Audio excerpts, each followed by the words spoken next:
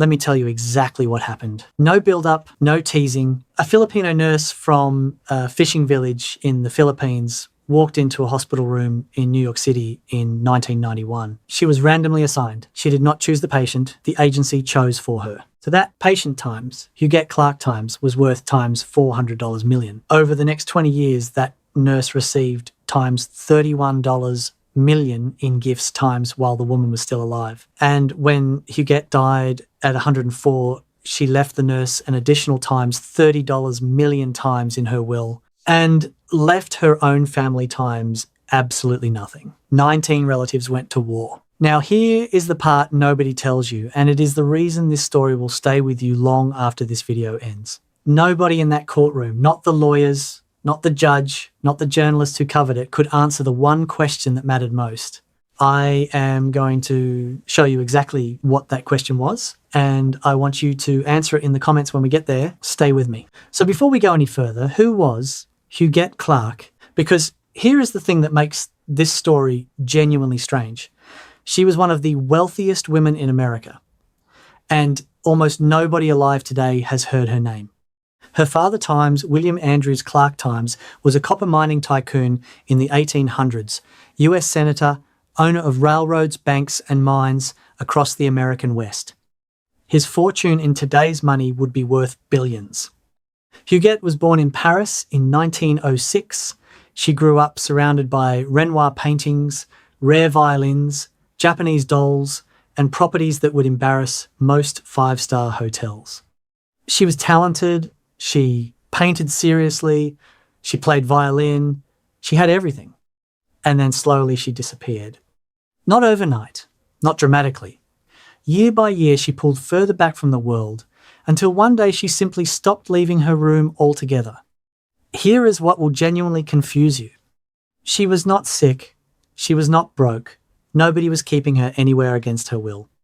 She chose times to live in a single hospital room at Beth Israel Medical Center in New York, paying times $400,000 a year times for that room, while a $100 million mansion sat empty in California, while a $20 million Connecticut estate collected dust, while 3 New York City apartments with 42 combined rooms sat completely untouched. She had it all. She wanted none of it, and the only person she wanted near her was a nurse from Capiz. Her name at birth was times Gisela Tejada Oloroso. Born in Sapien, Capiz, in the Philippines in 1950, daughter of a fishing family, earned her nursing degree in the Philippines, immigrated to America in 1972 at 22 years old, married a New York cab driver, built a quiet life in Brooklyn. One ordinary morning in the spring of 1991, a home care agency randomly assigned her to a patient at Beth Israel Medical Center. She walked into that room not knowing who Huguette Clark was, not knowing what she was worth, not knowing this one assignment was about to define the next 2 decades of her life. Now, here is what you need to understand about Huguette at that point, because this detail reframes everything that comes after. She was terrified of people, refused medical procedures, refused examinations, refused almost everything unless someone she trusted was physically holding her hand. On days when nurses could not reach Hadassah, they would pretend to be on the phone with her, telling Huguette, "Hadassah says it is okay. Hadassah says it is fine." That is not a nurse-patient relationship. That is something else entirely. Hadassah worked 12-hour shifts, 5 to 6 days a week, for 20 years straight. Her entire description of how she managed it came down to one word: patience. And now here is where I need you to pay very close attention, because what Huguette started doing with her money during those 20 years is not what you are expecting. It was not in the will. It happened while she was breathing, while she was choosing, while she was fully conscious. And the number when I show it to you in the next segment is going to reframe every assumption you have made about this story so far. While Huguette Clark was alive, still living in that hospital room, she gave Hadassah Peri and her family times $31 million in gifts. Not after death, not in a will, while she was there, choosing, deciding, writing the checks herself. Here is exactly what that looked like. 5 houses, all purchased with Huguette's money, including a 3-story waterfront home in Brooklyn where Hadassah's family lives to this day. A times $200,000 Bentley times handed over the way most people hand over a coffee.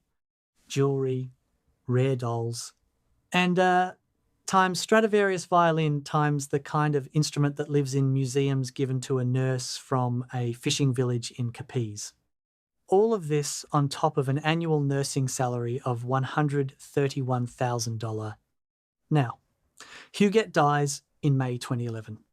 The will is opened, and here is where the story detonates. On the 7th of March 2005, Huguette signed a will. It left times $5 million times to Hadassah. The rest went to family. Reasonable, generous, done. Then times 6 weeks later times, she signed a second will. In that second will, the family received times 0. Not a painting, not a piece of furniture, not $1. Hadassah was left an additional $30 million. 2 wills, same woman, 6 weeks apart, completely opposite outcomes. 19 relatives called their lawyers simultaneously.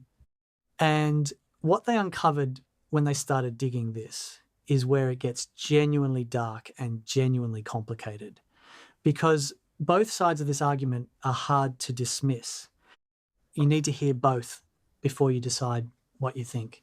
19 relatives walked into a New York courtroom. Most had not seen Huguette since the 1950s. Some had never met her at all. But they walked in with one question that nobody in that room could easily brush aside.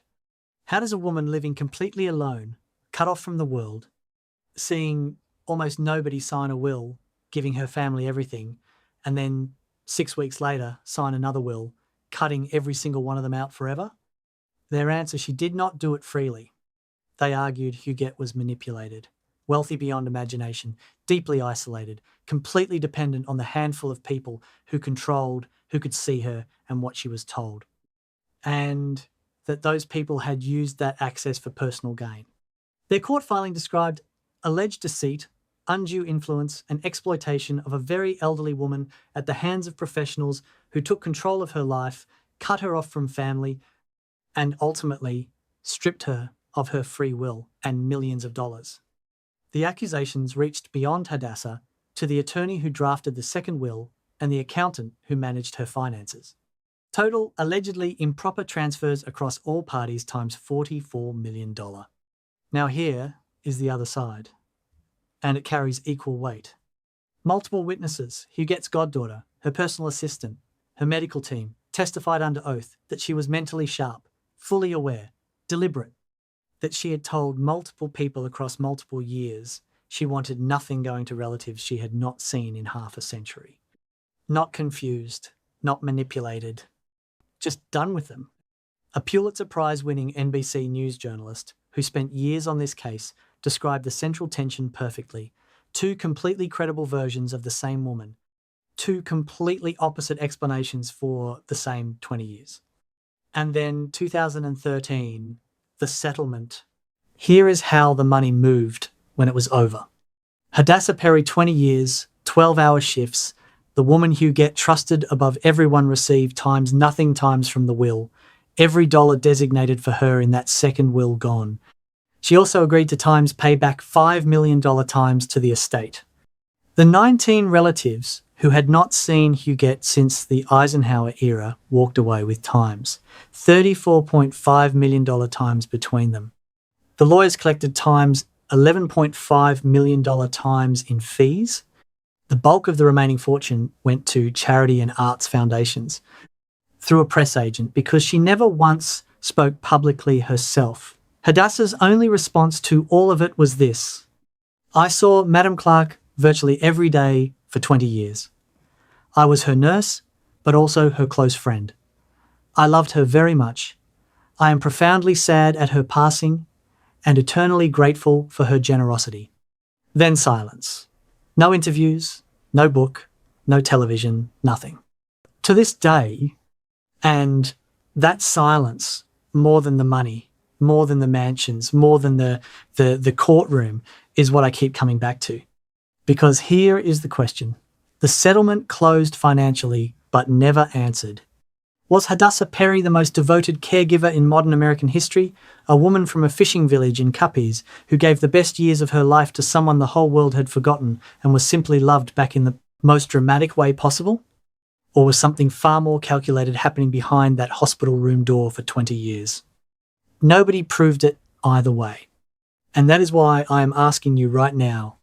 Hadassah gave 20 years of her life, received $31 million while Huguette lived, then lost the $30 million in court. Was justice served, or did the wrong person walk away with the money? And the harder question, if you were Huguette Clark, forgotten by everyone who shares your blood, who in your life right now would genuinely still be in that room with you? Because this story was never really about $400 million. It was about who shows up when showing up costs them everything. And most of us, if we sit with that question, honestly already know the answer. Drop it in the comments. I read every single one. Subscribe, because every week we bring you stories that were decided in courtrooms but lived inside the human heart. See you in the next one.